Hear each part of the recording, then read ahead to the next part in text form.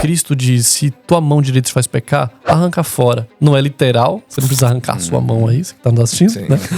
Mas, não é literal, mas é radical. Ele está nos ensinando assim, com o pecado não se brinca. A nossa roupa fala. O que a gente curte nas redes sociais fala sobre o nosso coração. O que a gente pesquisa na nossa internet, nosso histórico, fala sobre algo interior. Coisas exteriores falam sobre o nosso interior. A Bíblia fala que a boca fala do que está cheio o coração, mas os dedos teclam do que está cheio o coração. Sim, o corpo veste o que está cheio o coração. Mas quando eu começo a buscar uma santificação de uma forma mais profunda, mais enfática, quando eu digo assim, Senhor, desvenda os meus olhos, me ajuda a te conhecer, essas coisas vão me incomodar. E aí você olha, não é só música romântica. Peraí, o que é que ela tá me ensinando aqui? Tá me ensinando que trair é normal, tá me ensinando que a vingança é normal, nenhum homem presta, que não existe amor, que, enfim, quantas coisas estão aqui implícitas nessa canção. É fácil você criticar coisas que você não gosta. Por exemplo, eu não gosto de funk, e pra mim é muito fácil dizer, o funk tem letras assim, assim, assim, é um ritmo assim. Posso falar sobre isso porque eu não gosto, não me afeta. Agora, quando o Senhor começou a me mostrar, olha, essa série aqui que você tanto gosta, que é uma série de comédia, você dá uma risada, você tá distraindo, já viu o que ela tá te ensinando? Como isso tá mexendo no seu relacionamento com as pessoas, como isso tá formando sua visão. Aí mexeu em algo que eu gosto, não foi tão fácil assim.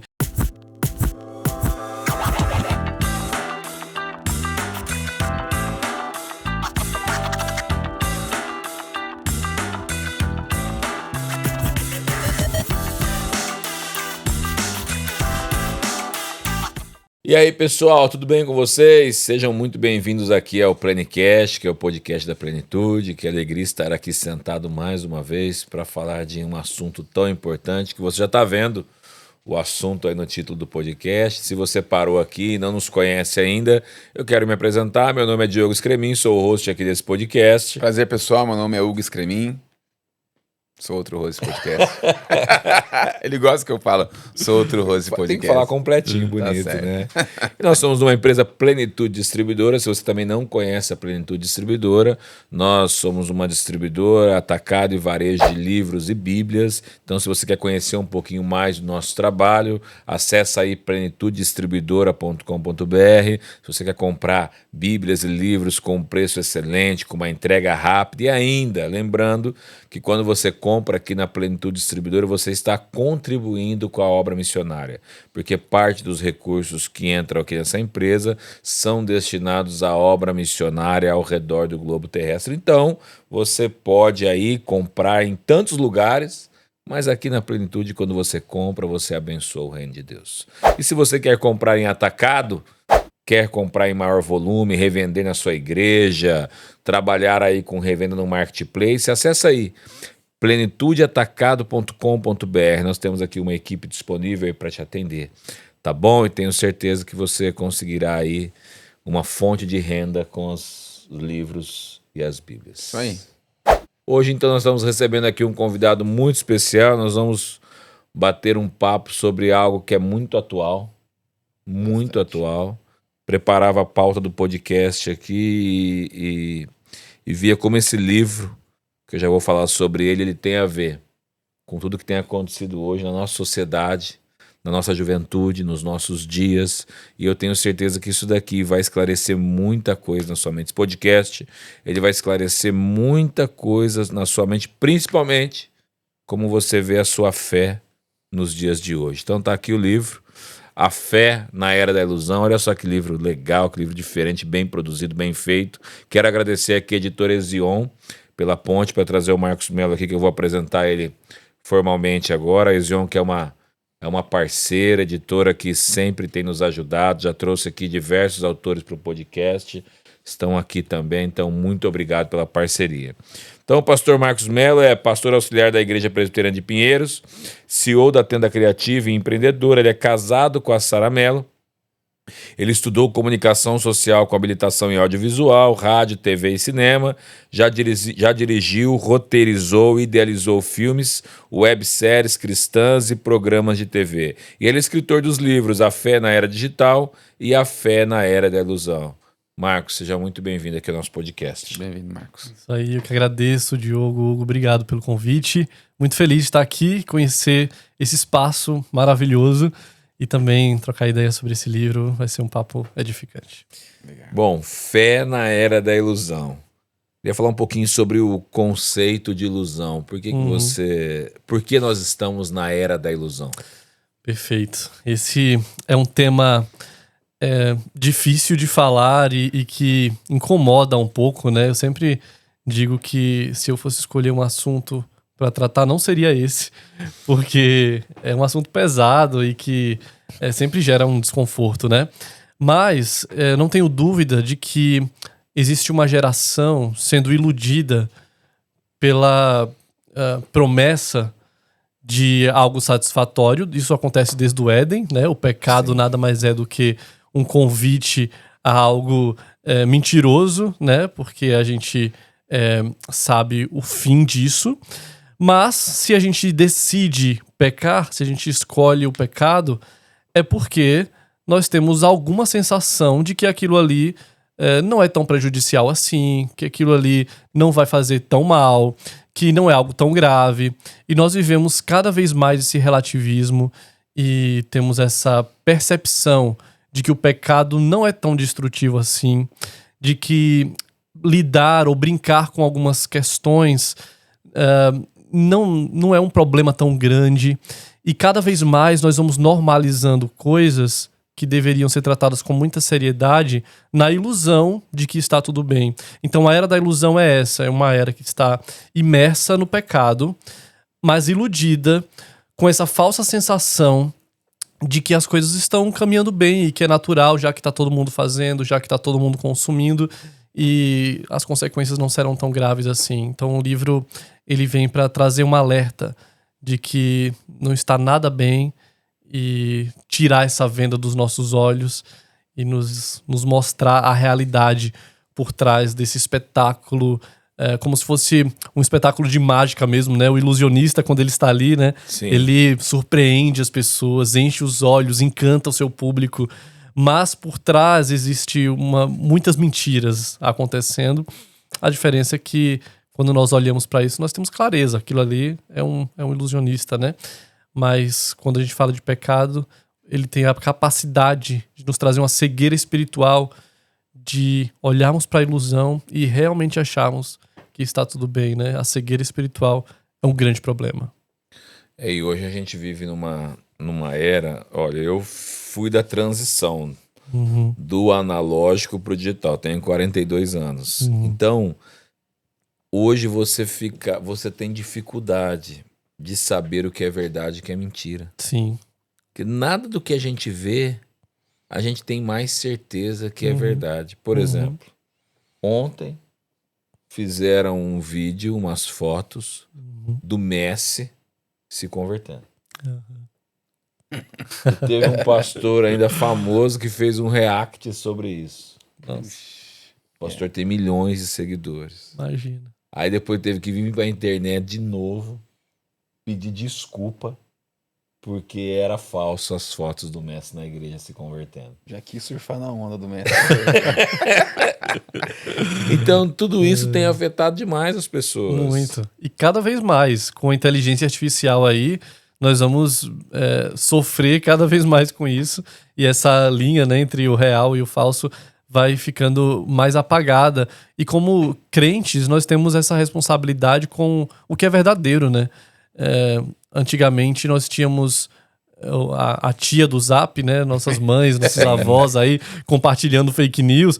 Mas hoje o jovem tá compartilhando fake news e muitas vezes não é na maldade, é porque realmente aquilo ali parece ser tão assustador que eu nem checo, né, a veracidade daquilo, a fonte. Já vou compartilhando, mas isso é um problema espiritual também, né? Porque eu tenho um compromisso com a verdade, eu tenho uma responsabilidade com quem recebe essa informação e de fato é preocupante. Precisamos estar atentos Contar a um isso. curioso engraçado aqui. Um tempo atrás, meu irmão, ele pegou e mandou uma foto pra mim, logo cedo, 6 e pouco da manhã, na academia. Eu falei, o cara tá mexendo na IA pra me enganar, cara. Eu não acreditei. Eu só acreditei na hora que ele mandou sentado no banco da academia fazendo exercício. Por quê? O Diogo é um cara totalmente adepto a exercício, academia. Amo. Então aquilo me chocou tanto que eu achei que era IA. Entendi. Você vê como que nossa mente também já fica um pouco condicionada a temer daquilo que vê. Já. Mas é melhor, né? Você estar atento do que... Exatamente. Né? Verdade. A gente vive numa Matrix hoje, né? É. Então, quando você vê filme Matrix, algo que trazia algo que parecia um absurdo, é a realidade do que a gente vive hoje. Assustador. Mas nós também perdemos, enquanto tem alguns que estão atentos, como você, né? Eu acho que muitos perderam essa capacidade de filtrar as coisas, de observar as coisas com mais atenção. Nós temos uma geração que consome e recebe tudo que lhe é entregue, que não tem mais a capacidade de criar filtros, né? A Bíblia diz que o jovem deve ser criterioso, e isso aqui inclui aquilo que a gente consome, assiste, ouve, veste, né? Mas quantos estão apenas replicando coisas sem antes nem dizer, opa, peraí, será que isso aqui é verdadeiro, é puro, é saudável, edifica? E a primeira coisa a se fazer é, tá aqui, tá no catálogo de streaming, tá entre top 10 vistos do streaming, vou assistir. Tá entre as músicas mais ouvidas do Brasil, vou ouvir. E aí vai consumindo o que tá sendo entregue sem filtro algum. Então acho que ter um filtro e ser desconfiado faz parte né, da nossa personalidade. Deveria fazer. Agora, nós vivemos uma era do engano digital. Uhum. Porque a internet promove, então, ou a promessa era que ela lhe daria liberdade e conexão. Então, cara, eu posso viajar o mundo aqui pelo meu PC, pelo meu celular, e eu posso ter liberdade, posso me conectar com pessoas do mundo todo. Sim. Mas isso, na sua visão, também não se tornou uma maneira de escravizar as pessoas e ainda banalizar a questão do pecado e da comparação, porque hoje nas redes sociais você vê diversas vidas perfeitas que na verdade não são perfeitas, né? No primeiro livro, A Fé na Era Digital, eu aprofundo um pouco mais esse debate, e isso é uma realidade, porque nós estamos muito tempo nas redes sociais, que de social não tem absolutamente nada, né? Aquilo que deveria nos aproximar, muitas vezes nos afasta, nos tornam ilhas solitárias. E quando eu lido com jovens, né? Eu sou pastor de jovens e adolescentes, e ver assim que um jovem muitas vezes é descolado na rede social, ele tem atitude, ele tem opinião, e pessoalmente ele não consegue desenvolver uma conversa, ele tem dificuldade de se aproximar do seu irmão, de viver igreja, de viver a comunhão. Isso é um efeito da rede social, né? Que nos isola, e o isolamento ele é progressivo, e você começa dizendo, hoje eu só quero ficar mais na minha mesmo, eu e meu celular aqui, eu tenho a sensação de que eu tô cercado de amigos, porque eu tenho seguidores, porque eu tenho pessoas que estão ali interagindo, dando uma curtida ou um comentário, e você tem essa sensação de que você está se relacionando com pessoas. Mas isso não é ser igreja, isso não é viver a vida cristã. Não. E quando você precisa, de fato, né, exercer os seus dons, aconselhar, conversar, cuidar do outro, você perdeu essa capacidade porque seu relacionamento é com uma tela, né? E nós vamos nos isolando, e isso faz parte de uma narrativa assim, que nos empurra para esse isolamento, porque nada contra, eu sou um consumidor de tudo isso. Eu tenho rede social, eu faço uso de aplicativo de entrega de comida, por exemplo, né? Mas veja como essas coisas vão nos moldando. Para pedir uma comida hoje, você não precisa sair de casa, né? Pós-culto, cada um vai para sua casa, abre o aplicativo, pede, pronto. Para ir no cinema, você não precisa ver ninguém, não precisa enfrentar a fila, você liga lá a sua TV, é você e a televisão. Para qualquer coisa, assim, tem uma solução de você fazer isso sozinho, sem depender de ninguém, e isso vai nos dando a sensação de autossuficiência. Não preciso mais das pessoas, né? Eu e meu celular, a gente se vira, né? Sim. Temos tudo que precisamos aqui. Mas quem entende o evangelho, quem de fato entendeu o que é ser igreja, por que Cristo morreu, como Deus trabalha nas relações, você vai dizer, isso aqui não dá. Tem que ser senso de comunidade, né? isso. Eu preciso resgatar isso, né? Preciso viver em comunhão, preciso ter contato com outras pessoas e aí quebrar esse comodismo. Porque é maravilhoso você tá sozinho lá no seu cantinho com o seu celular, escolhendo consumir o que você quiser, sem ouvir problema de ninguém. Mas a gente não foi chamado para isso. Fui chamado para cuidar do outro. Eu tenho um monte de problema, mas eu também fui chamado para ajudar o outro a resolver o problema dele, a levar as cargas uns dos outros, enquanto a internet nos coloca em um lugar aconchegante, personalizado, feito para que a gente ame estar ali. Para que a gente esconda os nossos defeitos. Esconda os nossos defeitos, poste as nossas maravilhas e receba os elogios, os aplausos. O evangelho nos chama assim, sai do comodismo. Sai do isolamento, né? Não é sobre você, é sobre o outro. Vai servir, vai sofrer, vai ouvir o problema do próximo, vai ajudar. E aí a gente tem cenários completamente opostos, né? O comodismo do isolamento e o chamado a ser discípulo e a ser comunidade, né? Sim. E hoje você trabalhando com jovens ali na igreja, você percebe que realmente tem essa ruptura nessa nova geração de realmente esses problemas sérios. Não é algo isolado, é algo que tem acontecido na maioria dos jovens. Na maioria. Você citou a comparação, por exemplo, né? Eu acho que a comparação é um dos efeitos mais comuns entre eles e que é muito impulsionado pela era digital, né? Você vê lá o recorte da vida perfeita e isso tem um impacto espiritual. Nós falamos muito e tem muitas pesquisas sobre o impacto emocional, né? Como as telas e o uso das redes sociais trazem problemas emocionais, como a curva de crescimento com a chegada do iPhone, problemas emocionais também vão crescendo juntos e as coisas estão ligadas uma à outra, mas pouco se fala sobre os impactos espirituais disso. Como a comparação gera uma insatisfação no meu coração, como eu deixo de enxergar a bondade do Senhor na minha vida, porque eu vejo a pessoa postar lá as viagens maravilhosas dela e eu acho a minha vida sem graça porque eu não tenho o que ela tem. E aí a inveja ganha espaço, o descontentamento, né? E a Bíblia diz assim, tendo o que comer e o que vestir, estejam contentes, agradeçam ao Senhor. Mas eu sou ensinado de que eu preciso de mais, né? E a publicidade diz, você só vai ser feliz se tiver mais isso aqui. Aí você entra na rede social e você diz, serei feliz quando eu tiver um feed como o dessa pessoa aqui. Várias viagens, várias ostentações. E o nosso sinônimo de ser abençoado se torna esse, né?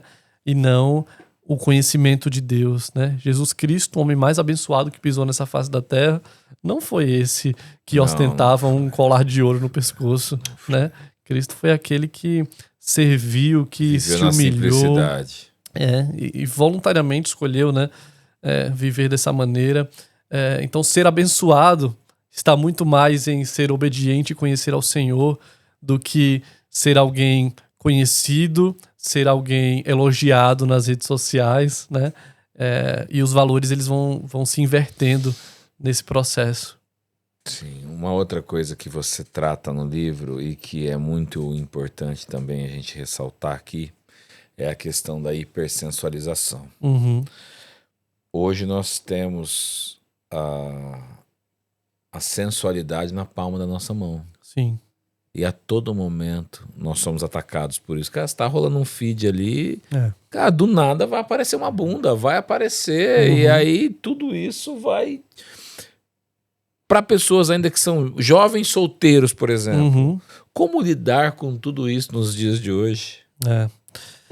Eu sempre oriento a eles que existem aquilo que a gente controla e aquilo que a gente não controla, no sentido de eu posso simplesmente passear no shopping e ter uma publicidade gigantesca na minha frente, numa vitrine de loja, vendendo lingerie ou vendendo perfume, que não tem nada a ver, mas com uma foto completamente sensual para vender esse perfume.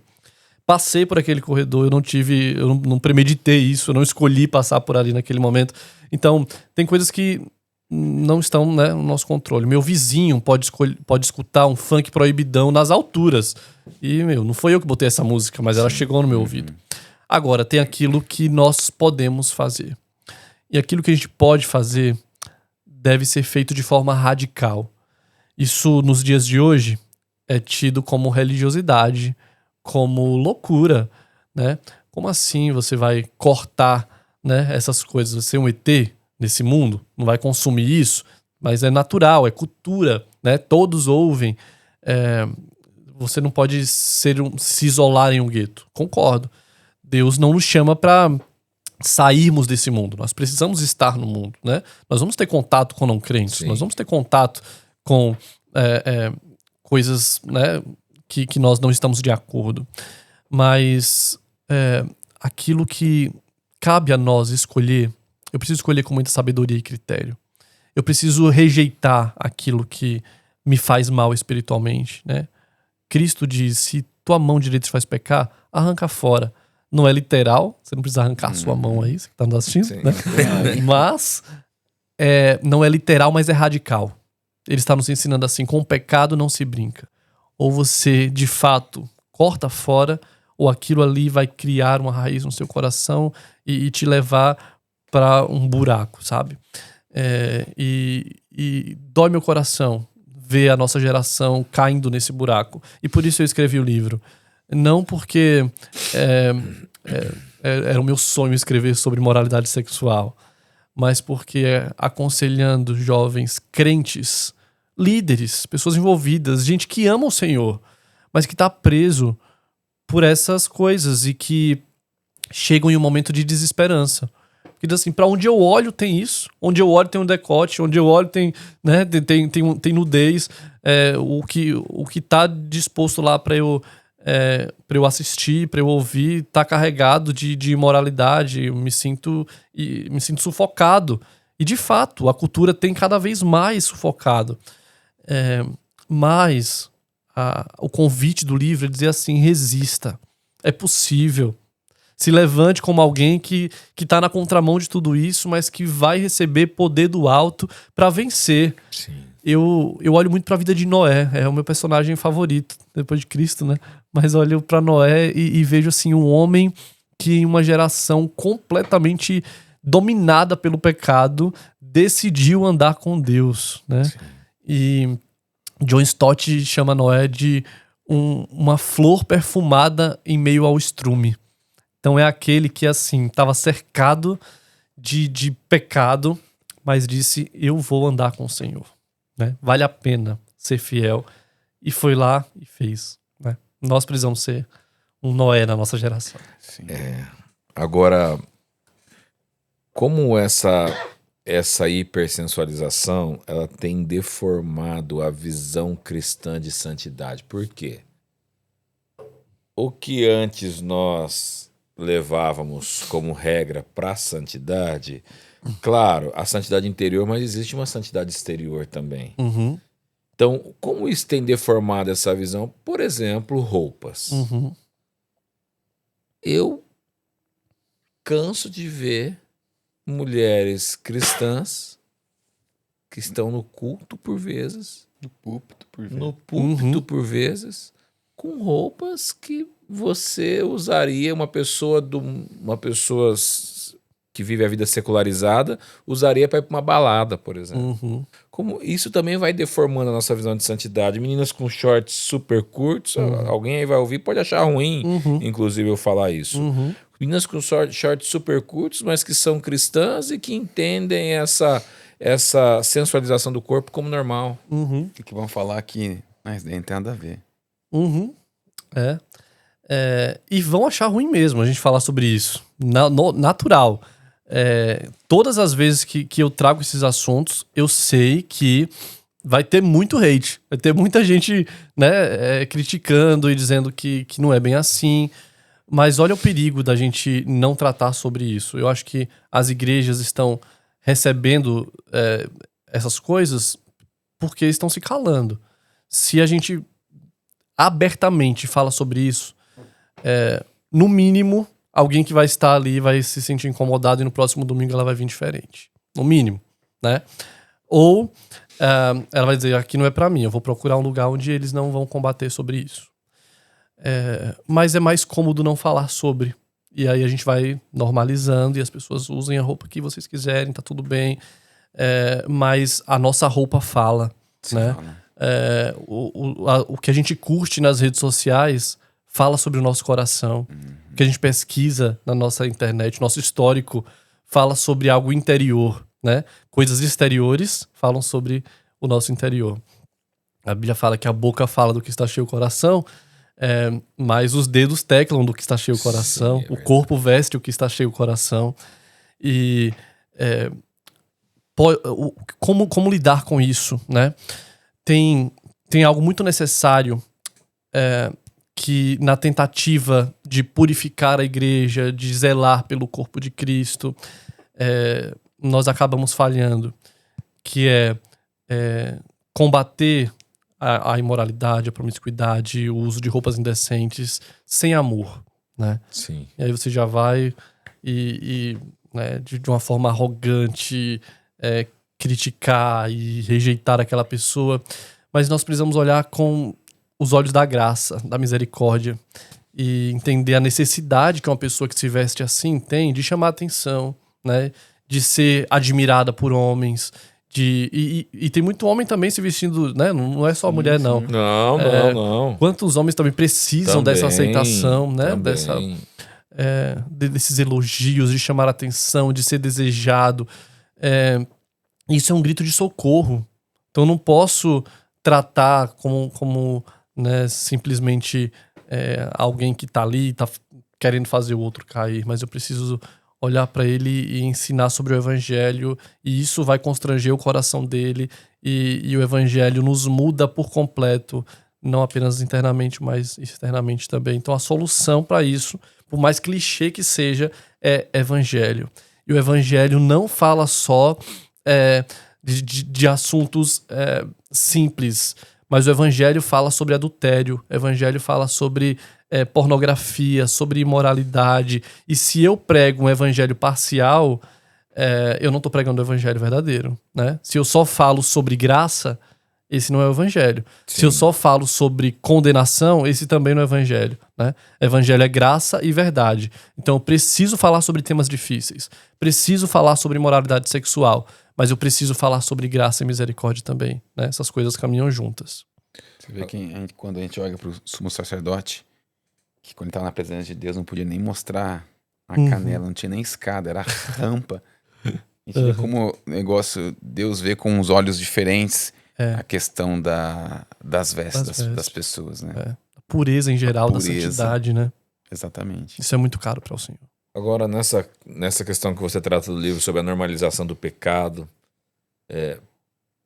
principalmente aí sobre a imoralidade sexual, que é um grande risco que o apóstolo Paulo mesmo avisa aos Coríntios, que quem peca contra o corpo, peca diretamente contra Deus.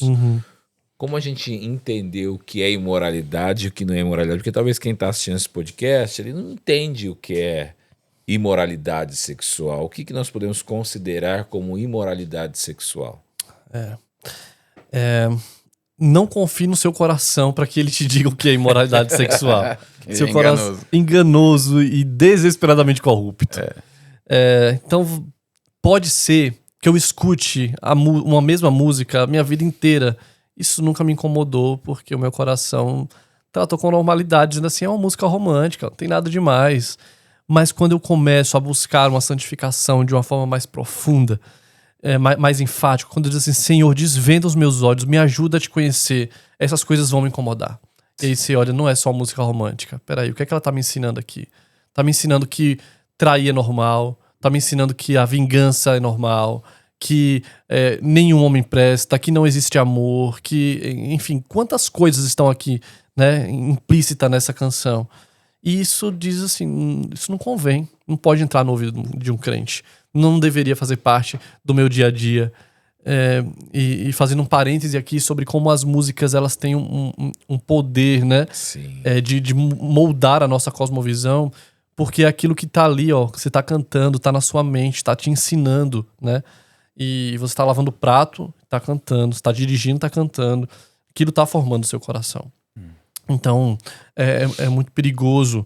E quando vê, você tá acreditando no que você canta, né? E como eu tenho, então, respondendo a pergunta, né? Esse discernimento do que é imoral, do que é puro e verdadeiro. Espírito Santo. É clamar, é ser mais profundo no seu relacionamento com o Senhor e pedir para Deus te incomodar. E nesse processo, eu falo como experiência pessoal, né? É fácil você criticar coisas que você não gosta. Por exemplo, eu não gosto de funk, e para mim é muito fácil dizer o funk tem letras assim, assim, assim, é um ritmo assim. Posso falar sobre isso porque eu não gosto, não me afeta. Agora, quando o Senhor começou a me mostrar, olha, essa série aqui que você tanto gosta, que é uma série de comédia, você dá uma risada, você tá distraindo. Você já viu o que ela tá te ensinando? Como isso tá mexendo no seu relacionamento com as pessoas? Como isso tá formando sua visão? Aí mexeu em algo que eu gosto. Não foi tão fácil assim. Disse, ok, Senhor, entendo. Tô disposto a substituir isso por alguma outra coisa. E glória a Deus, vamos em frente. Aí quem tá nos assistindo pode dizer assim, se a gente for por esse caminho, vai sobrar nada pra assistir, nada pra ouvir, né? Só filme infantil. E olha lá ainda também, lá. né? E olha, não, tá super perigoso. Né? A gente tava falando sobre isso, né? Como até nos desenhos tem ali ideologia de gênero infiltrada. Erotização, mau comportamento, né? É nítido quando uma criança assiste alguma coisa e ela replica na hora, né? O comportamento que ela vê. E a indústria cultural sabe disso, né? Então ela não é inocente quando coloca esses elementos, né? Num desenho ou até num filme, numa série, enfim.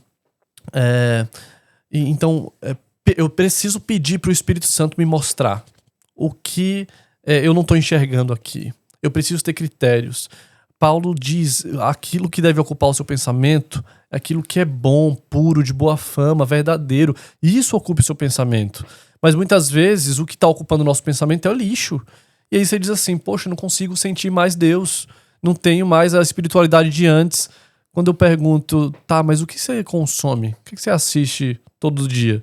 Assisto reality show, ouço as músicas pop, vejo tal novela, e aí você vê assim, a pessoa tá o dia inteiro alimentando a mente com bobagem. Ela realmente espera que no final do dia ela consiga abrir a Bíblia e se deleitar numa leitura bíblica? Não vai, porque você matou a sua fome de fast food, de coisas que só enchem e não tem nutrição alguma para sua alma. Desenvolver novos hábitos, né? Tem até um livro chamado A Pirâmide da Sabedoria, sim, que ele compara isso, né? A uma pirâmide alimentar com nossos consumos diários, né? Ele mostra que nossa pirâmide está invertida. Aquilo que deveria ser a base e ocupar a nossa pirâmide é a nossa última fonte de informação, de deleite. Então, como me livrar disso tudo? Pedindo o auxílio do Espírito Santo para me fazer enxergar o que eu não estou vendo, ou me dar força e poder para renunciar àquilo que eu já vi, já sei que é errado, mas eu amo. Porque o homem gosta dessas coisas, né? Se deleita no pecado. Dizer não àquilo que eu gosto, aquilo que é meu lazer, aquilo que já faz parte do meu cotidiano, não é fácil. Mas o Espírito Santo nos capacita e depois você vai dizer, valeu a pena cortar isso da minha vida. Eu sou outra pessoa, né? Os meus hábitos mudaram, minha forma de pensar mudou. E é assim que a gente vai identificando, né? O que deve ser deixado de lado e aquilo que eu posso consumir com todo o alerta e todo o cuidado necessário. Sim. Pastor, você fala sobre a dopamina digital, que é a busca constante por estímulo. Uhum. Como que essa dependência ela altera a nossa capacidade de orar, de meditar e até de ficar em silêncio na presença de Deus? Todos nós, em alguma medida, já sofremos isso, né? Essa dificuldade de fazer o que o salmista nos diz, aquietai-vos e saber que eu sou Deus. A gente tá tão agitado, tá numa rotina tão frenética, né? Que eu sofro com isso. Eu também, muito.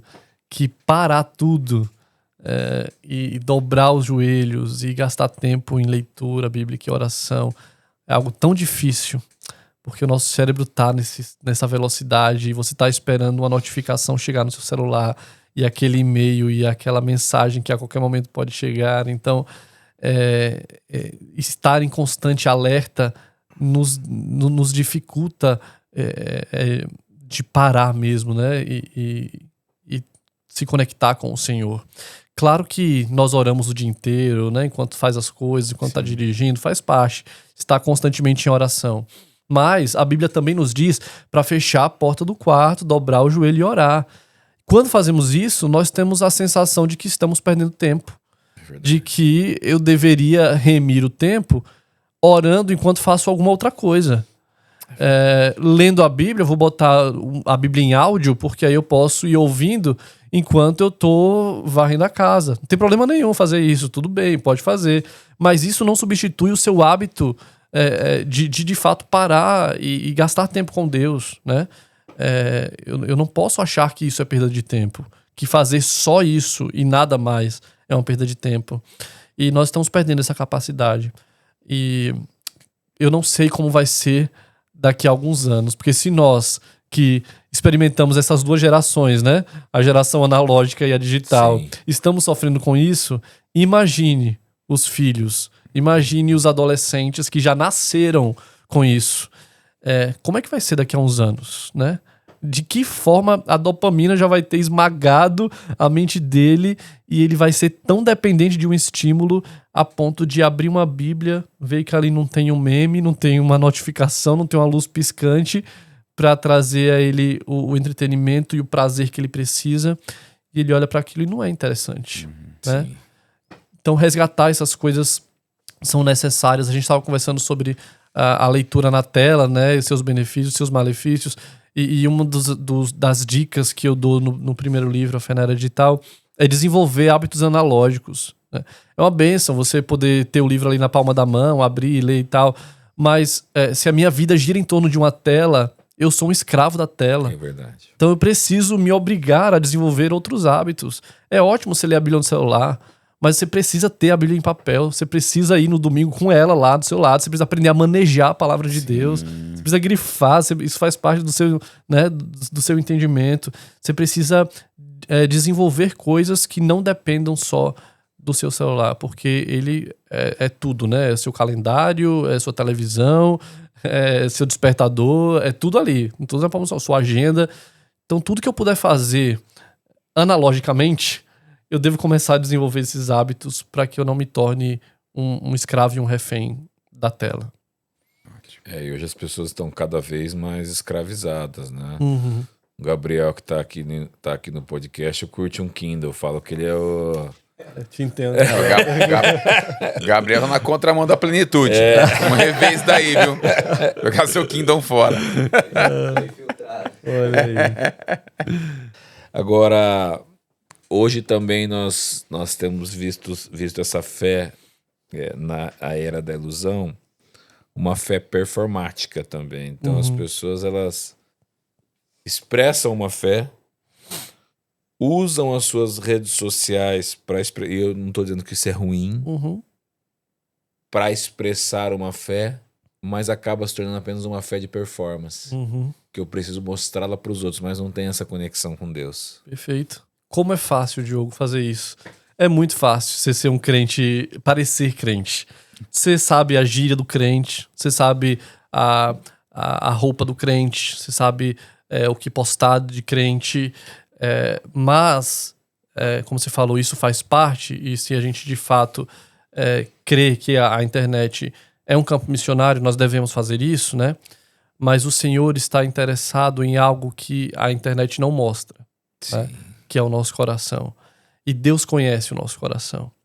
Então, se você tá com a vida toda torta, né? Se o seu íntimo, se o seu individual com o Senhor é aquilo que ninguém vê, se quando você fecha a porta, se quando você tá na aba anônima, se quando você tá na conversa de WhatsApp, se isso desagrada ao Senhor, de nada vale sua carinha bonita na internet. É verdade. Né? E nós tememos muito mais a homens do que ao Senhor. Eu temo que o homem conheça o meu pecado, que o homem veja saiba o que eu penso, que o homem descubra os meus pecados. Isso traz vergonha pro meu coração. Mas eu me importo muito pouco com o que Deus pensa de mim. Sim. Com o que Deus acha do que eu consumo. Com o que Deus conhece do que acontece na porta do meu quarto para dentro. Por quê? Toda vez que eu peco, É uma amnésia espiritual. É como se eu achasse que Deus não está ali vendo. Deus não está do meu lado. Deus não está presente. Que Deus não é onisciente, onipresente. Porque se eu tivesse esse senso de que o Espírito Santo habita em mim e por isso está comigo em todos os momentos, no mínimo, ao pecar, eu faria com profundo constrangimento. Mas muitas vezes nós pecamos descaradamente, sem nenhum pudor, e quando as consequências chegam, aí a gente se arrepende, a gente chora, né, etc. Sim. Mas como esse senso de que o Senhor está comigo a todos os momentos me ajuda a frear muitos pecados, né? Será que o Espírito Santo pode assistir o que eu estou assistindo? Será que ele se ofenderia com isso? Ele pode ouvir aqui, posso compartilhar meu fone de ouvido com ele? É uma música agradável a ele? Será que ele pode estar nos lugares que eu estou? Né? Ele se agrada das minhas conversas com os meus amigos? Se agrada das figurinhas que eu mando no meu WhatsApp? Será que ele, assim, olha e diz, filho, parabéns, estou contigo, né? Isso me agrada, isso me alegra. Ou ele diz assim, olha, eu não te conheço. Isso aqui não faz parte de alguém que me ama, que me serve, né? que foi regenerado, que foi transformado. Então, temer ao Senhor deve ser o nosso anseio. Eu preciso temer mais a Deus do que a homens, aumentar o meu temor e a minha reverência ao Senhor. Aí eu seria um crente mais chato, é verdade. Seria aquele cara do rolê que diz assim, ó, vocês estão falando sobre isso, mas eu infelizmente não compactuo com esse tipo de assunto, então tô saindo aqui. Isso vai causar rejeição, vai causar estranheza, vai causar crítica, vai causar apelido, você vai ser taxado como, né, o crentão, o chato, mas se for para agradar ao Senhor, glória a Deus. Sim. Se desagradar a homens, agrada ao meu Deus, eu escolho, né, fazer isso. Imagina se Noé vivesse hoje. Meu Deus. Quantos bullying ele não ia sofrer? Muito. Quantos apelidos ele não ia ter? Canceladíssimo seria. Super cancelado. Mas é aquela coisa, vale a pena, né? E Noé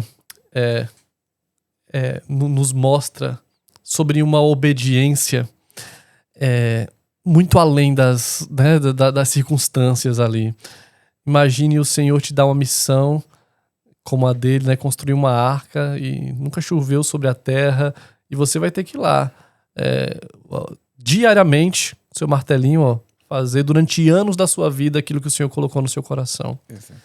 Hoje em dia, o Senhor te chama para santidade. Isso. E para as pessoas você está construindo uma arca. Ser santo é você todos os dias fazer uma coisa que as pessoas estão olhando dizendo assim, esse homem é louco, tá fazendo isso. Não faz sentido nenhum você buscar a santidade no mundo pornográfico. Não faz sentido nenhum você não ouvir o que tá todo mundo ouvindo, tá todo mundo comentando, tá todo mundo assistindo, faz parte. E você é uma voz solitária. E ser crente muitas vezes vai nos trazer esse senso de solidão mesmo. E olhar para Noé e fazer esse comparativo é muito interessante, né?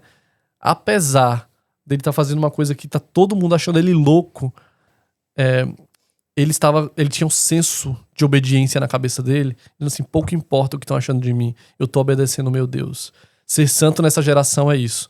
Dizer assim, ó, falem o que vocês quiserem. Vocês podem achar loucura o meu estilo de vida, mas isso daqui eu faço porque eu tenho convicção.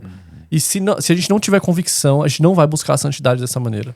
Se eu for mais ou menos crente, se eu amar o Senhor mais ou menos, eu não vou conseguir lutar contra o pecado como eu deveria lutar. Não vou ser radical. Se minha fé for morna, não vou vencer o pecado. Eu preciso ter convicção. Jesus está voltando. Deus é santo. Ele rejeita e odeia o pecado. Se eu tiver muita firmeza nisso, eu serei um Noé. Eu vou ser um louco construindo uma arca em uma geração de perversos. Mas eu sei que vai valer a pena obedecer ao meu Deus. É a grande luta da juventude hoje. Porque quando o pecado sempre existiu. Sempre. Ele sempre esteve à porta. Mas hoje eu enxergo, pelo menos, que pecar é muito mais fácil do que antigamente. O acesso ao pecado hoje, ele está muito mais fácil. E todas as gerações tiveram suas dificuldades. Nós vemos Daniel na Babilônia, como foi difícil ser crente ali, sempre foi difícil. Mas hoje, a Bíblia já deixa claro que por se multiplicar a iniquidade, né, o amor de muitos esfriaria. E assim, daqui pra frente só vai piorar. Né? A gente não pode desanimar por isso, mas é uma verdade. Cada vez mais as coisas vão ser normalizadas, né? Acho que a grande dificuldade dessa geração é aprender a lidar com isso, com o acesso muito fácil e com o veneno diluído. Nós temos hoje como uma referência, por exemplo, de uma mulher bem-sucedida, empreendedora, alguém que saiu do nada, mas se tornou uma grande cantora popular, empresária, dominou o mundo, teve reconhecimento internacional. Provavelmente, quem está nos assistindo aqui pensou na figura de uma cantora pop de funk. Assim, essa é a referência de mulher. Batalhadora, saiu do nada, conquistou o mundo, respeito internacional, etc. Mas isso é sucesso aos nossos olhos? Será que, dos olhos de Deus, essa mulher é uma mulher de sucesso? É uma referência? Então veja como os nossos valores vão mudando e como o pecado diluído em fama, em dinheiro, conquistas, como essas coisas vão brilhando os nossos olhos e dificultando da gente enxergar o problema nisso tudo, né? Então a nossa geração tem esse desafio de aprender a identificar onde é que as ideologias estão diluídas, aonde é que o diabo está moldando a nossa visão, nos fazendo enxergar coisas que a gente deveria olhar e dizer, isso aqui é completamente hostil à minha fé, é completamente distante daquilo que eu creio, e eu preciso ter esse olhar treinado para identificar onde o diabo está trabalhando na minha vida, na minha cosmovisão, na minha maneira de enxergar o mundo, na minha maneira de enxergar o sucesso, e como isso está me afastando do propósito de quem eu fui chamado para ser, né? Então, se eu fosse dizer assim, qual é o grande desafio da nossa geração? É enxergar isso. É lidar com a facilidade da imoralidade sexual, mas enxergar como esses valores distorcidos estão me distanciando de quem eu fui criado para ser, né? Tá falando sobre imoralidade sexual, que hoje é muito mais fácil. Eu fiz uma linha do tempo na minha cabeça aqui.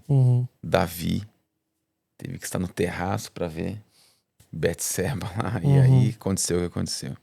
Aí depois, para um homem cair num pecado de imoralidade, e já tinha que entrar na banca de jornal ali e ver uma revista proibida. Aí depois já... Ou entrar na locadora. Isso, ou entrar na locadora na área... Morrendo de vergonha. Morrendo de vergonha, na área proibida.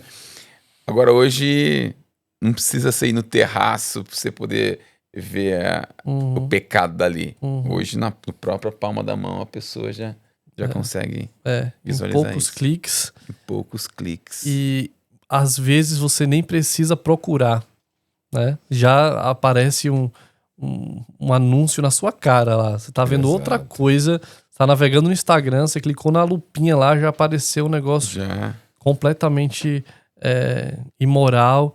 E se o seu coração estiver fraco, como o de Davi naquele momento ali, né? Que poderia simplesmente ter batido o olho e desviado, né? Vamos seguir a vida. Pra lá, Satanás. Mas se o seu coração tiver mais ou menos assim, você vai clicar, vai ver um pouquinho mais, isso vai te levar para outro lugar, depois para outro, e aí você vai tendo acesso, vai chegar em um lugar muito distante, né? Agora, o que você pensa sobre uma fé moldada por influenciadores? Qual é o perigo disso? Porque você ensina algo dentro da sua comunidade. Claro que aqui nós temos dois lados da moeda, mas você está ensinando algo na sua comunidade, então você está ensinando Bíblia, e aí a pessoa tem na internet o seu pastor influenciador que lhe ensina outras verdades. Meu Deus. Como lidar com isso? Tá, vamos falar primeiro dos pastores, depois dos outros influenciadores, né? Acho que essa questão dos vídeos curtos são perigosos nesse sentido, né? Porque talvez você admire um pastor que pelos cortes tá falando coisas legais, né? Aquele corte ali me encorajou. Em 1 minuto ele trouxe uma palavra que eu queria ouvir. E a teologia coach, ela consegue atrair muitas pessoas. Porque eu quero ouvir isso. Eu quero ouvir que eu vou ser próspero, que eu vou ser bem-sucedido, que Deus vai... que eu vou vencer, que Deus vai realizar meus sonhos. Maravilha. Com Deus você pode tudo, né? Você vai conseguir tudo, na verdade. Exato. Quem não quer ouvir um negócio desse, né? Ainda mais em 1 minuto ali, num dia de trabalho que você tá estressado, tá todo mundo, né, te tirando do sério, você abre o celular, vê um negócio desse e fica animado. Mas quando você começa a enxergar os ensinamentos, né, por completo, a pregação completa de onde saiu esse corte, você já admira tanto aquele pastor pelos cortezinhos que aquilo que ele falar você vai consumir e vai ter como verdade, não vai se dar o trabalho de checar com a escritura e vai sendo doutrinado pelo que você está vendo. E a internet dá um alcance muito grande para pessoas que, infelizmente, não deveriam ter esse alcance, né? E essa autoridade. Então, por ter muitos seguidores, por ter uma influência, ela se torna uma autoridade digital. E o que ela disser, eu vou tomar como uma verdade para minha vida. Sim. E seu pastor, que não é um grande influenciador, que não tem muitos seguidores, que é apenas alguém que estuda a palavra e prepara um sermão e no domingo tá lá pregando fielmente, o peso do que ele fala parece ser menor do que o daquela grande autoridade que é muito bem sucedida financeiramente, tem muitos admiradores e muitos seguidores. Mas a régua, né, a nossa medida não deve ser essa, obviamente. Eu preciso olhar para a escritura e ser influenciado por ela, né? Então eu incentivo muito que as pessoas consumam os conteúdos dos seus pastores locais. Não tem problema você consumir de outros pastores na internet, fiéis, né, bíblicos. A internet tem muito conteúdo bom, mas não abra mão de conversar com o seu pastor, né, de conhecer a doutrina da sua igreja, de conhecer a escritura com profundidade para você aprender a discernir falsos ensinamentos, né, e não ser levado por ventos de doutrina. Sim. Isso faz parte da característica de alguém que está ali engateando na fé, ainda recém-convertido, né? Mas tem gente de anos de igreja que ainda consomem leite espiritual, que nunca leram a Bíblia completa, que não conhecem com profundidade a escritura, que não identificam a heresia. Quando você vai entender que nós somos o povo do livro, né? Que nós somos aqueles que têm a Bíblia como uma regra de fé e prática, como eu vou viver sem ler o manual. Exato. Então eu preciso conhecer isso, algo tem que mudar na minha vida, eu preciso estudar mais, eu preciso conhecer mais, senão serei levado por grandes personalidades, por grandes influenciadores. E aí entra os influenciadores não cristãos, digamos assim, né? Que estão todos os dias também, de forma muito sutil, nos doutrinando, nos discipulando. Nós pensamos como discipulado como apenas uma questão religiosa, né? E ser discipulado para o bem, ser um discípulo de Cristo. Mas eu posso estar sendo discipulado por um ímpio. Se todos os dias eu consumo os stories, eu vejo os conselhos, eu vejo as dicas de ímpios, eu vou tomando aquilo ali como uma grande verdade para minha vida, e aí me torno o homem do Salmo 1, que se senta na roda dos escarnecedores, não literalmente, não preciso ir no barzinho sentar com... Mas eu estou ouvindo o conselho dos ímpios. Eu estou me sentando com essas pessoas que nem sabem quem eu sou, mas que eu tenho como pessoas próximas a mim, acho que eu sou amigo delas, porque tá todo dia ali consumindo aquilo. Mas o estilo de vida dela, as opiniões dela, o posicionamento político dela, tudo aquilo está me fazendo ser parecido com ela. E muitas vezes nós somos mais parecidos com os nossos ídolos, com os nossos influenciadores que admiramos, do que com Cristo. Ele precisa ser o influenciador da minha vida. Então você pode sim seguir não cristãos. Não estou aqui fazendo uma defesa para que você só siga gente gospel, né? Não é isso. Que também tem os seus problemas. Muitos, né? inclusive. Sabe disso hoje. Mas o convite é tenha critérios, cuidado com quem você segue, né? Quem não te edifica, lança fora. Quem te ensina valores contrários à sua fé, por que você vai estar ouvindo o conselho dessas pessoas? Por que você vai estar lá na caixinha de pergunta pedindo conselho para alguém que não tem a mesma fé que você, né? Aprenda a glorificar ao Senhor até no seu momento de lazer, até quando você está ali, ó, tranquilo, dando a descansada, espairecendo. É possível. A Bíblia diz que comais, que bebais, que façais qualquer outra coisa.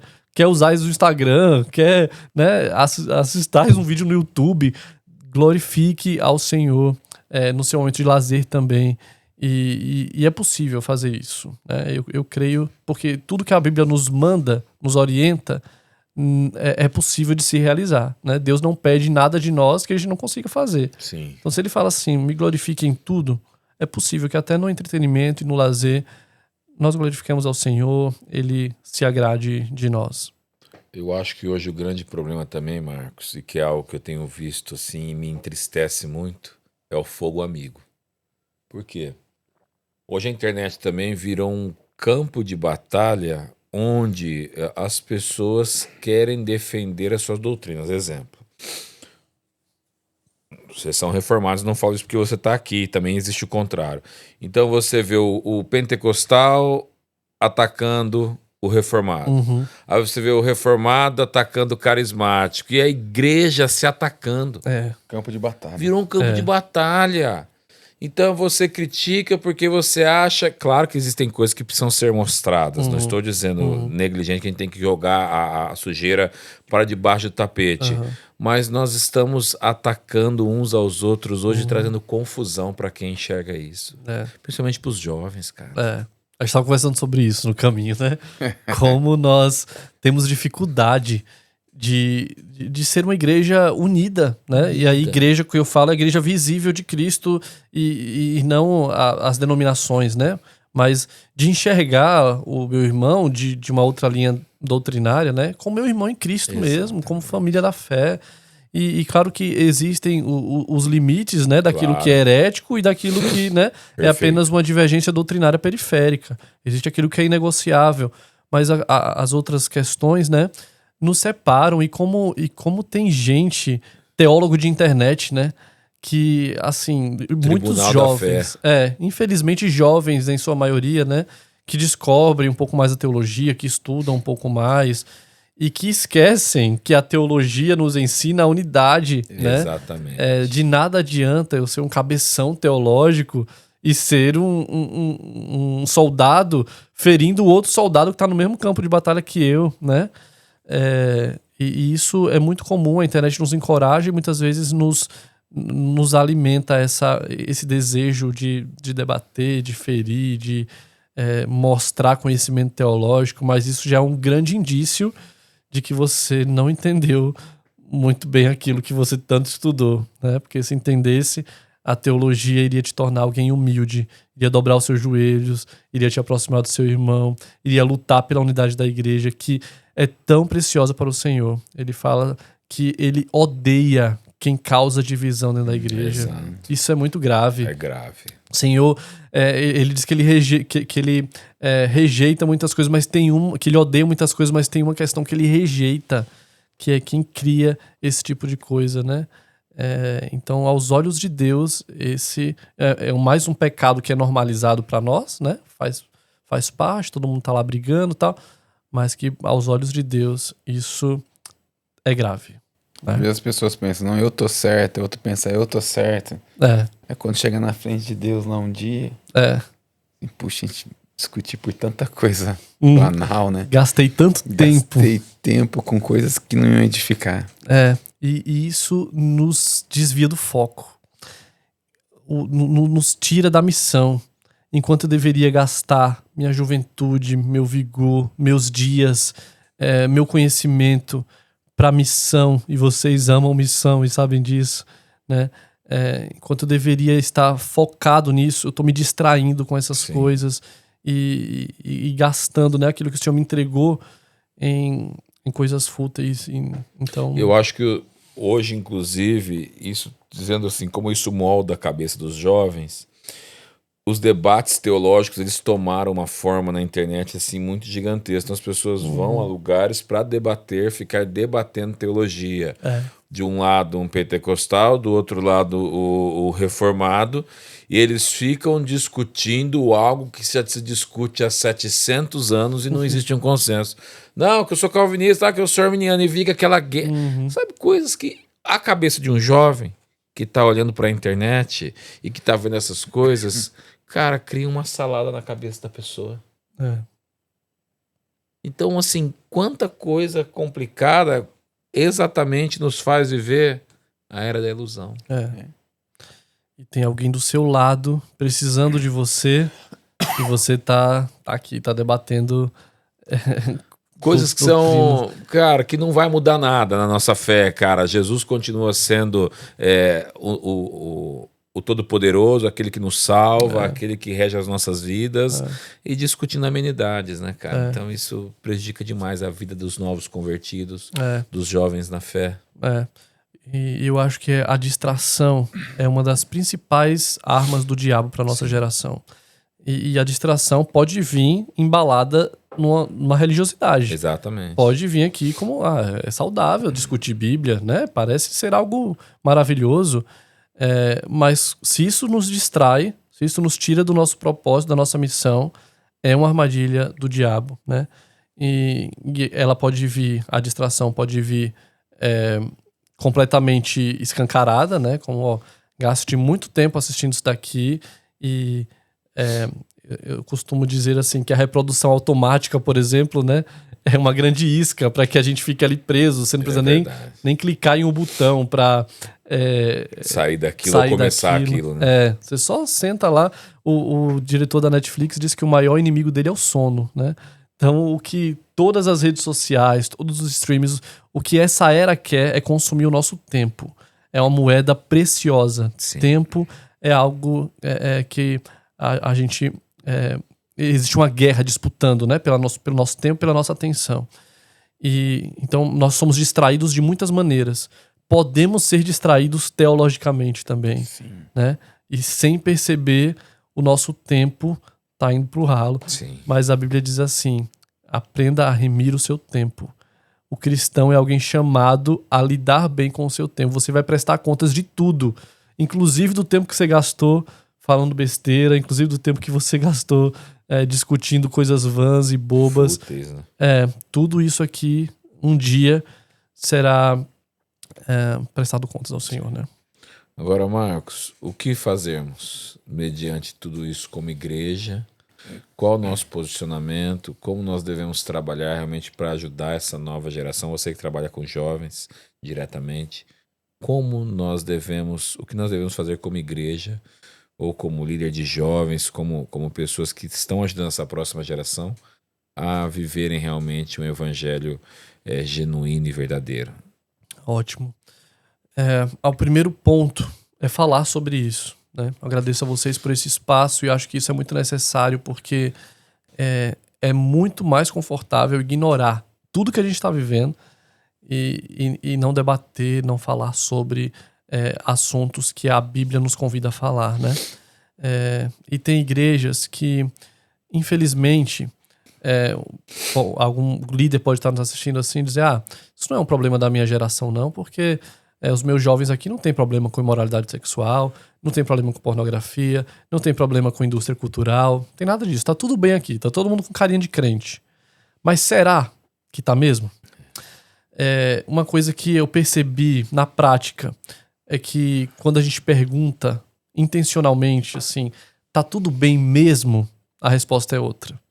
Existe uma primeira resposta de quando você, né, perguntei, tudo bem, beleza, tudo, pós-culto, né? Tá todo mundo bem. Só oba-oba. E aí, galera, exato, beleza? Tá normal, ótimo. Normal. Agora, quando você olha no olho da pessoa e se pergunta, tá tudo bem de verdade? Aí vem a segunda resposta, né? Mas olha, tem uma luta aqui que não tá sendo fácil travar. Tô viciado em pornografia. Tô com problema, tô com problema na questão sexual com minha namorada, com meu namorado. Tô com problema de vício no celular. Tô desanimado porque eu tô me comparando com as pessoas. Tô preso, gastando muito tempo assistindo tal coisa, tal série. Então você vai percebendo que não está tudo bem, né? O que a gente faz? Então, em primeiro lugar, fazer perguntas. Eu olho para a vida de Neemias, por exemplo, né? Alguém que estava lá, tranquilo, e aí ele resolve fazer uma pergunta na vida dele. Como é que estão os que ficaram lá? Se ele não perguntasse isso, a vida dele seguia. Mas ele decidiu fazer uma pergunta, e fazer pergunta é perigoso, né? E aí ele ouve uma resposta. Olha, as coisas não estão bem. Portas queimadas, muros derrubados, as pessoas estão destruídas. E então ele entende que Deus o chamou para ser instrumento de solução para aquilo que ele perguntou. Quando eu pergunto para alguém se ela realmente está bem, pouco importa se está tudo bem na minha vida, sabe? Você não pode esperar que sua vida esteja completamente resolvida, que você seja um crente perfeito para ajudar o outro. Sim. Mas quando eu faço essa pergunta e eu ouço essa resposta assim de que tá difícil, tô na luta, então vamos lutar junto, vamos caminhar junto, tem solução, é possível. E muitas pessoas acham que não é possível, porque é uma batalha silenciosa, é uma coisa que todo mundo tem vergonha de falar abertamente. E eu aconselho jovens até de outros estados, porque dizem assim, eu não sei o que o meu pastor vai dizer se eu contar pra ele, tenho medo, tenho vergonha. E claro, a gente sempre incentiva, né? Procure seu pastor, procure seu líder, fale com ele. Mas quantos ou não têm essa abertura na igreja, ou sabem que se falar talvez não serão acolhidos, discipulados, instruídos. Terão uma né? punição severa. Terão punição. Então a gente tem essa responsabilidade de falar sobre esse tema, de acolher essas pessoas, de lembrá-las sobre graça. E alguns capítulos desse livro eu dedico para falar sobre graça, sobre misericórdia, porque essa não é uma luta perdida. Se um soldado entra na batalha assim, dizendo, já perdemos, ele vai ser um péssimo soldado. Vai perder mesmo. Já perdeu. Mas se ele entra na batalha dizendo assim, olha, dá para vencer essa guerra aqui, ele vai lutar com força, né? Então, lembrar da graça e da misericórdia do Senhor é fundamental nesse processo. E por fim, como cristãos, nós temos a responsabilidade também de trazer respostas, né?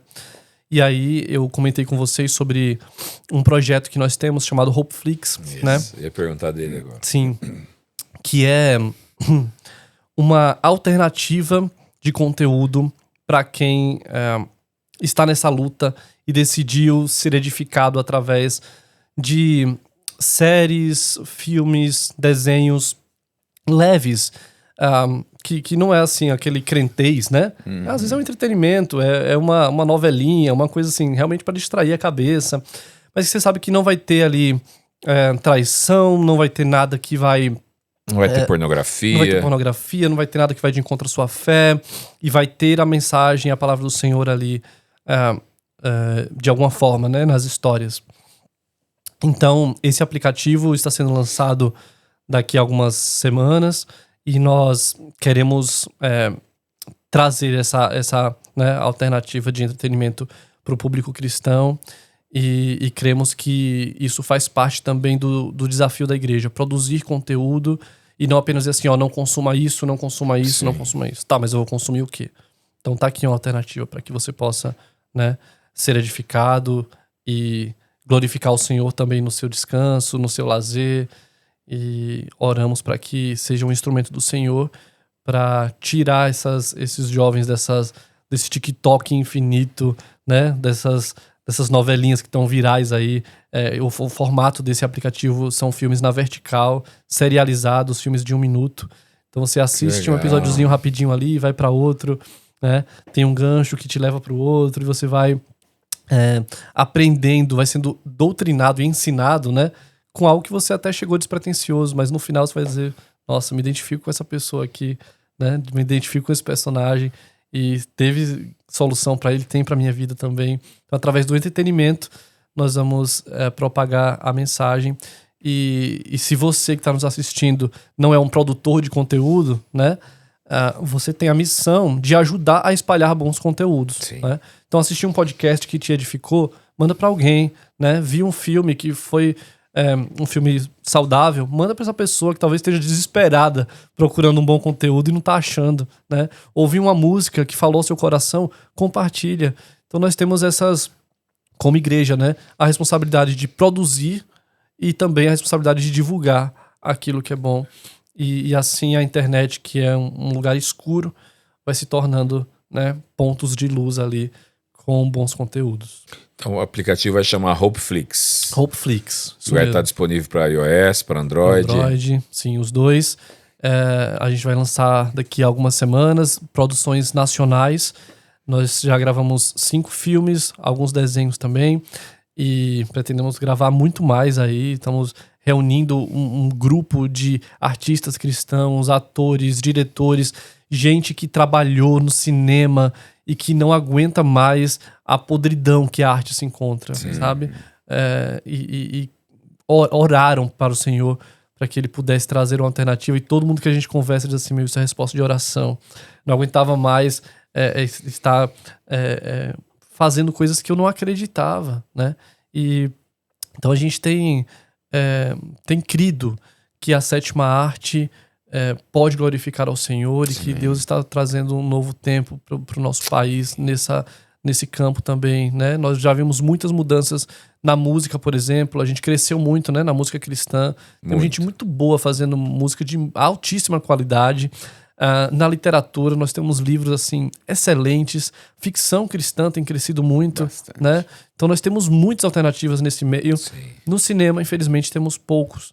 Então, nós cremos que tem muito trabalho para ser feito, né, na sétima arte. Estamos nos colocando à disposição do Senhor para que Ele faça isso em nosso meio para a glória dele. Tava lembrando um cantor aqui que eu tô ouvindo esses dias, que, cara, que coisa maravilhosa. Luciano Camargo, vem todo com a base musical que ele tinha, trazendo isso para glorificar, né, a Deus. Nossa, uma qualidade assim, um negócio excelente. Se você precisar de um ator gordinho, 40 anos, 1,80 m, eu tô de fazer algum papel ali que dependa de uma barriguinha mais saliente, pode contar comigo, tá bom? Em breve vocês verão essa novidade. Figurante. Põe de figurante que é melhor. Só ali, passa a câmera ali e tal. Muito bom. Aguardem. Vamos fazer o merchan do livro? Vamos fazer o merchan aqui. Pastor, aproveitar que o pessoal da Ezion tá aqui. Quando estão aqui, eles liberam o desconto mesmo. Aí sim. Não arrepia. O pessoal aqui. Tá esperando. Não arrepia aqui no desconto, viu, meus amigos? Isso aí. Pessoal, os 2 livros do pastor aqui. Aproveite esse podcast aí para você poder comprar com desconto. A Plenitude já é barato, mas pode ficar mais barato ainda. Então, para você que quer adquirir os livros do pastor aí, 10% de desconto. QR Code na tela aí, cupom desconto digital, pode ser? Pode ser. Cupom de desconto digital, Gabriel, marca aí. Então você quer comprar com desconto, os próximos 30 dias a partir do lançamento desse podcast, você vai poder comprar o livro barato e também poder presentear pessoas. Tá precisando de pessoas, conhece pessoas que estão precisando ler mais sobre esse assunto? Então aproveita as condições da Plenitude e compra aí pro pessoal. A importância também de você entender, se você tem filhos, jovens, adolescentes, crianças, se você é líder de igreja, se você tem sofrido com esses problemas que nós tratamos aqui, esse livro é para você. Então isso daí vai te ajudar em diversas esferas. Então vai te ajudar na sua vida, vai te ajudar a cuidar do outro, vai te ajudar a cuidar da tua família, a entender melhor essa digitalização que nós vivemos hoje, como exercer a nossa fé nessa era. Então aproveita aí, cara, são livros com preço muito acessível e com conteúdo excelente, preço acessível e conteúdo excelente. Não tem o BBB, que é o bom, bonito e barato? É esse daqui, bom, bonito e acessível, preço acessível para você levar para sua casa. Ótimo. Beleza? Meu irmão só reforçou o que eu falei aqui, irmão. Então, compra aí. É isso aí. Muito bom. O Gabriel ele gosta de fazer perguntas, viu? Cuidado com as perguntas do Gabriel, viu?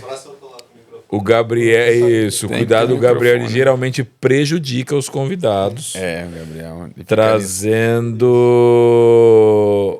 perguntas difíceis. vamos ver aqui. Tô lendo aqui. Tá fazendo um filtro, né? Pra passar essa pergunta.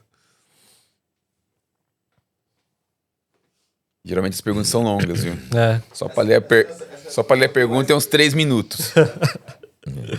Bom, vamos lá. O Gabriel diz assim: Diogo abordou a questão dos debates na internet, de como isso pode prejudicar por vezes a fé de pessoas. Como eu sou do meio reformado, o Gabriel também é do meio reformado, ele tem propriedade para falar isso. Na era da fé digital, quando eu era jovem... Você tá jovem ainda. Jovem ainda, mano. Mas tudo quando bem. eu era jovem. Isso. Eu conheci o lado dos debates ácidos na internet. E vi como o meio reformado, em sua grande parte, constituído de jovens, se tornou arrogante com a doutrina ao ponto de ofender as pessoas. Como lidar com essa questão? Reformados jovens chamam pentecostais de hereges, então com isso muitas ofensas. Ele é reformado, não sou eu que estou perguntando, é ele que está falando como um reformado mesmo, tá bom? Eu sou amigo de todo mundo. Muito bom. Existem os dois lados. Eu acho que do lado reformado, aí vou pegar pra mim também essa responsabilidade, né? A gente tem essa postura, né? Muitas vezes. Às vezes vem do outro lado também. Sim. Pessoas dizem assim, poxa, esse povo aí é frio demais, são sorveterianos, né? A galera gelada, não tem o Espírito Santo, não acredita em nada, não é crente, não sei o quê. Então, os dois lados se atacam muito, né? E eu acho que a solução para isso é a gente pensar assim, o que é inegociável? Tem onde a gente não pode discordar, né? A gente não discorda disso, não discorda disso. Isso aqui deve nos unir, né? O que a gente discorda, ok. Isso daqui não pode nos separar. Até porque tem gente muito boa dos dois lados, né? Tem gente muito crente dos dois lados. Eu não posso dizer que aquele que pensa diferente de mim em algum aspecto aqui não é um servo do Senhor e eu não vou estar no céu ao lado dele. Vou passar a eternidade com essa pessoa. Então por que eu vou brigar com alguém que vai estar eternamente do meu lado, né? Então eu preciso, sim, identificar o que é inegociável. Se tem alguém pregando um falso evangelho, né? Alguém que se levanta para falar uma doutrina, eu tenho a responsabilidade de combater essa heresia, né? Porque tem muita gente sendo enganada e essas pessoas que estão sendo enganadas também têm a sua parte nesse processo. Às vezes a gente só olha pro líder, né? Claro que ele vai responder diante de Deus de uma forma mais severa, porque ele tem essa responsabilidade como um líder. Mas aqueles que estão sendo enganados na falsa doutrina também têm sua responsabilidade, porque não estão olhando a Bíblia, não estão comparando aquilo que está ouvindo com a Escritura, né? Não estão estudando. Então, eles também são responsáveis por isso. Mas, em relação àqueles que são ofensores de gente que é crente e discorda de coisas, né, periféricas, primeiro, lembre-se da sua responsabilidade como crente, né, como proteger a santidade e a unidade da igreja. Sim. Lembre-se de que você vai prestar contas ao Senhor, né, de tudo que você falou, de tudo que você faz, de tudo que você agiu. E terceiro, saiba que se a sua teologia te leva a ser uma pessoa agressiva, ela é uma teologia falha, né?